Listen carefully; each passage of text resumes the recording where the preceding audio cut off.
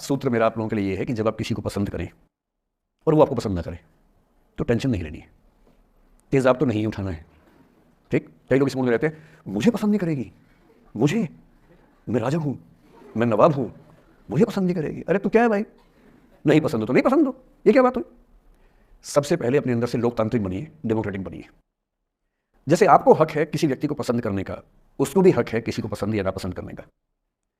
यदि कोई ऐसा व्यक्ति जिसको आप पसंद नहीं करते वो आपको प्रपोज करे तो आप उसको मना ही तो करेंगे, बस मना इज्जत से कीजिए, किसी को बेआबरू करके मत भेजिए। ये नहीं कि अच्छा तुम शीशा देखा है कभी, जो कर को आईना मेरी जेब में लो, ऐसे नहीं करना है। बड़े बेआबरू होकर तेरे पूछे से हम निकले, वो वाला भाव जो गालिब को ऐसा वो भाव नहीं आना चाहिए। अगर कोई आपको कभी प्रपोज करे, आप लोगों की उम्र है, सब चलता ही होगा आप लोगों के बीच में, मैं आपके टीचर से सामने बोल रहा हूँ लेकिन मैं ऐसा ही हूँ, मैं जानता हूँ कि आपकी उम्र में से होता होगा, सब जानते हैं तो होता ही होगा। कभी किसी से ये उम्मीद मत करना कि वो आपको पसंद करे ही करे। यदि कोई रिजेक्ट करे, बस हाँ रिजेक्शन थोड़ा प्यार से होना चाहिए, बदतमीजी से नहीं होना चाहिए। उसके अधिकारों का उतना ही सम्मान करना जितना आप अपने अधिकार का सम्मान करते हैं कि ठीक है भाई आपको मैं पसंद नहीं, कोई बात नहीं, तू नहीं कोई और सही, कोई और नहीं कोई और सही, बहुत लंबी है जमी मिलेंगे लाख हंसी, इस जमाने में सनम तू अकेली तो नहीं।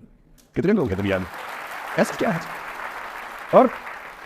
और मैंने बहुत प्यारे प्यारे बच्चों को देखा रोते भी लगते हुए कि मैंने उसको प्रपोज किया, उसने मुझे मना कर दिया। अंकल, छोटे छोटे बच्चे आजकल मुझे लव गुरु मानते हैं अपने आसपास, वो मेरे पास आके ऐसी ऐसी बातें बताते हैं बड़ी क्यूट तोतली आवाज़ में, मैंने उसको प्रपोज किया, उसने मुझे ऐसे ऐसे वाली आवाज़ में एकदम रोते भी लगते हुए। तो मैं बोलता हूँ बधाई हो बहुत बहुत तुम्हें, कॉन्ग्रेचुलेशन।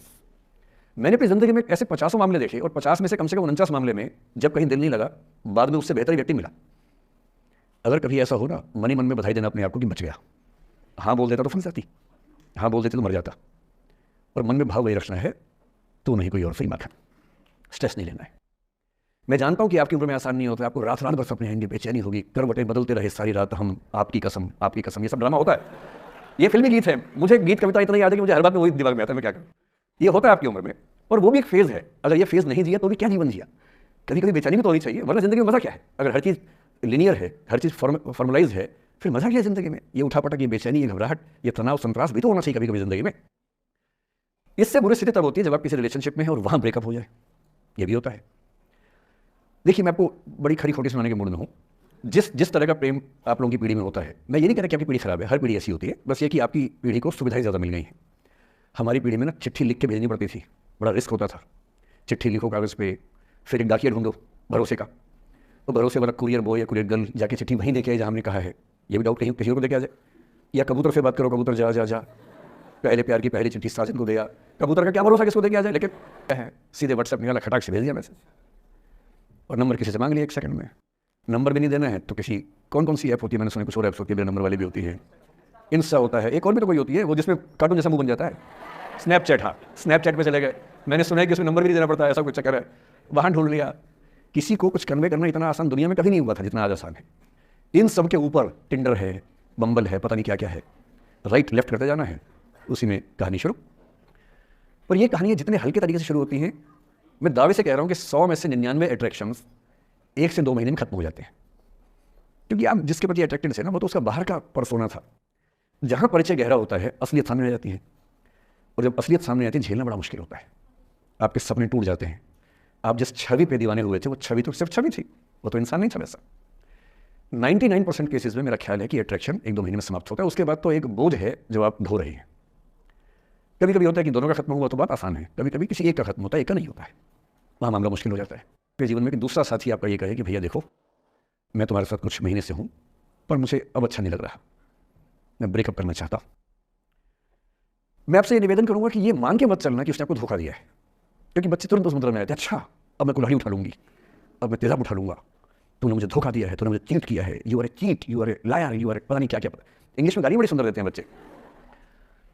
मैं ये कहना चाह रहा हूँ कि इस बात की संभावना मान के चलिए कि हो सकता है कि आपके साथ 2 महीने रहने के बाद सच में उसको ये लग जाए कि आपके साथ ट्यूनिंग ठीक नहीं है, या आपको लग जाए कि आपकी ट्यूनिंग उस व्यक्ति के साथ ठीक नहीं है। और किसी मुर्दा को अपने पास पकड़ के रखना उसका मज़ा नहीं है। आप किसी को बांध तो लेंगे पर जब उसका दिल आपके पास है ही नहीं, दिल विहीन लाश अपने पास टिका के रखना, एक मुर्दे को बांध के रखना, इससे बेहतर है जाने दो। बांधना नहीं, बांधते वो हैं जिनमें असुरक्षा बहुत ज़्यादा होती है। उस असुरक्षा से बचने का उपाय खुद को बेहतर बनाना है। आप इतने बेहतर हो कि आपको चाहने के लिए हज़ारों लोग हों। क्यों आप इतना डिपेंडेंट होते हैं कि इस एक व्यक्ति के अलावा मेरा कोई है ही नहीं दुनिया में, ऐसा क्यों सोचना है? और ऐसे ही मामले में ये करना है वो अफसाना जिसे अंजाम तक लाना ना हो मुमकिन, उसे एक खूबसूरत मोड़ देकर छोड़ना अच्छा। और एक खूबसूरत मोड़ कैसे होगा? अगर कोई जाना चाह रहा है तो आपके पास 3 ऑप्शन हैं। एक, ना उसको अच्छे से बात करे ना खराब से बात करे, न्यूट्रल होकर जाने दे।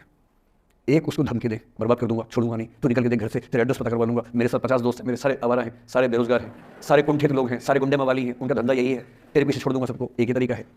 और तीसरा ये कि ठीक है यार, ऑल द बेस्ट, जा सिमरन जा, जी ले अपनी ज़िंदगी। अरे ठीक है, हो सकता है मैं तुझे ठीक नहीं लगा, कोई बात नहीं, लेकिन किसी से मिलो तो बढ़िया से मिलना, तेरी ज़िंदगी अच्छी हो, मैं भी ढूंढ लूंगा किसी न किसी को, थोड़ी हेल्प कर दियो, कहीं इंट्रो करवा दियो मेरी भी, लेकिन ठीक है तू भी जा।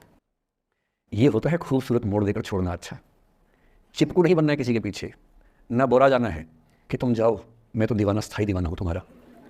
कोई जब तुम्हारा हृदय तोड़ दे, तड़पता हुआ जब तुम्हें छोड़ दे, तब तुम मेरे पास आना प्रिय, मेरा दर खुला है, खुला ही रहेगा तुम्हारे लिए।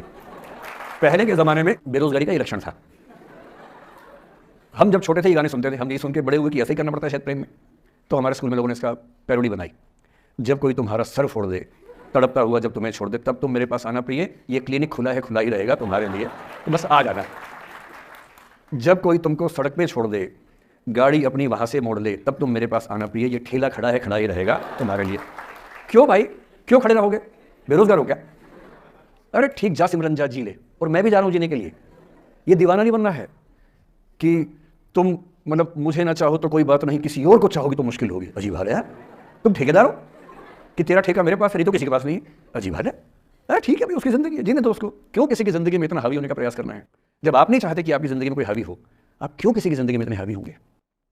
और जब बहुत दर्द हो ना, हमेशा दूसरे के पर्सपेक्टिव से भी सोच के देखिए कि उसको ऐसा क्यों करना पड़ा। क्या पता कोई मजबूरी हो, कभी कभी होती है।